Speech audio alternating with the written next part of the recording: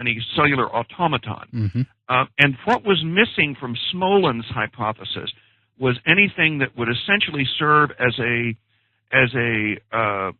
duplicator, and thus endow the process with the principle that Darwin recognized in the context of evolution as was utterly essential, which is the principle of heredity, so that a new universe would resemble its predecessor. That was utterly missing from Lee Smolin's ideas, and I began to search for what could function as the missing von Neumann element, and it occurred to me eventually by looking at the work of people like Ray Kurzweil that sufficiently advanced and evolved intelligence could conceivably serve as the missing von Neumann element, the replicator.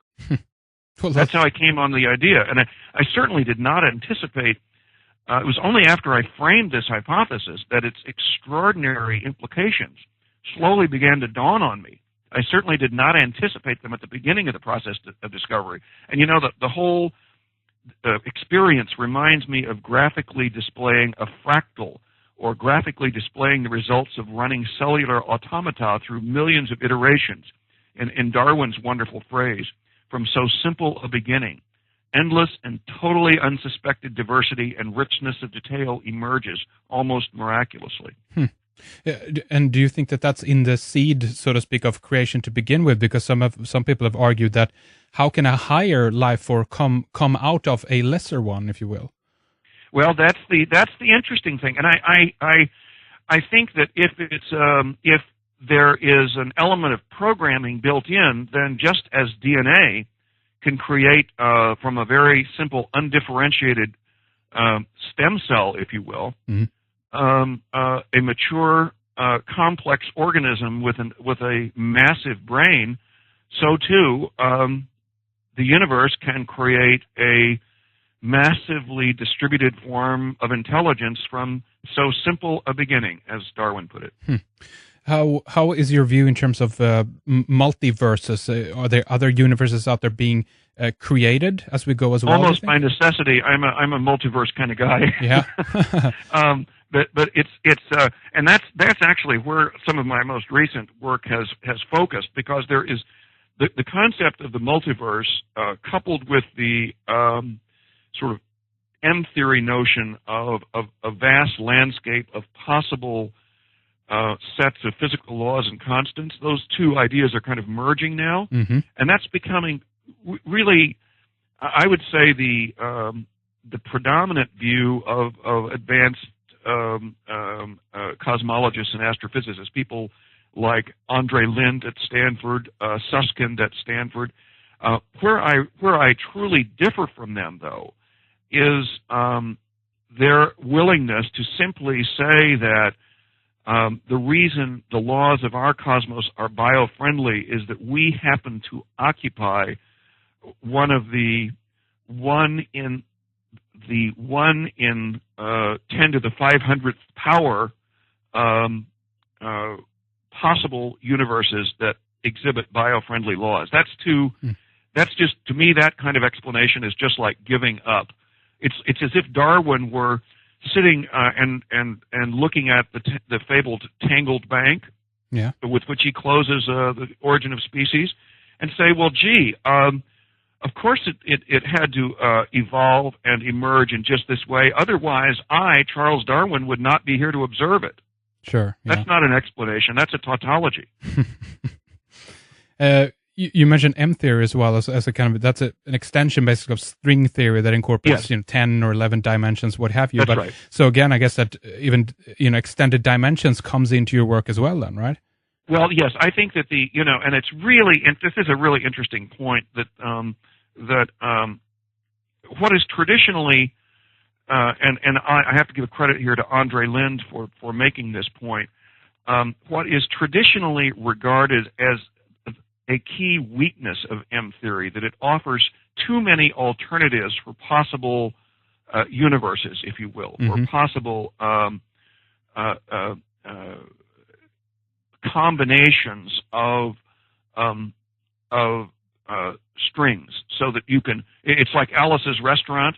It can yield. You can get anything you want out of string theory, Okay. and that's usually viewed as by people like Smolin and others in a book called The Trouble with Physics by Lee, and then another book called Not Even Wrong. The classic attack on string theory is that it offers too many possibilities.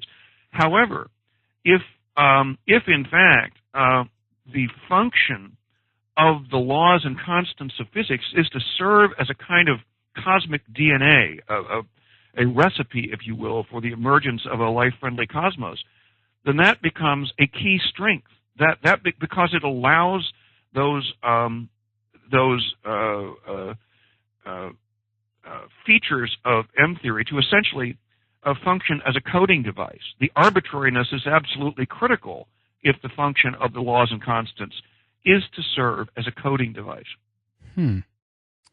So tell us then a little bit about AI incorporated in your title as well. You mentioned Ray Kurzweil, and he's been arguing obviously about the singularity and so forth, and that this process even will potentially be aided along with very intelligent, machines, basically robots or an artificial intelligence. So how do you view this? How does that come into your theory, so to speak? Well, I believe that the emergence of true general artificial intelligence will be the next stage of evolution. It will be the means by which life will acquire the ability to transcend the limits that biology has placed on human intelligence. It will be the next act in the cosmic drama of the growth and spread of intelligence. And the existence, I believe, of true artificial intelligence, the singularity, if you will, that transcends human capability, is perhaps a generation or two away, which is a blink of an eye in cosmic time.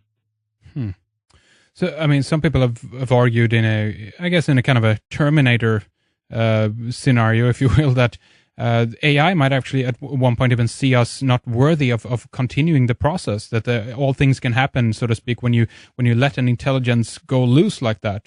Have you heard about that, and what do you think about that? Yes, I have. Oh, yes. And it's I don't think it's a completely implausible threat if you simply look at what the human record is of particularly Western conquest of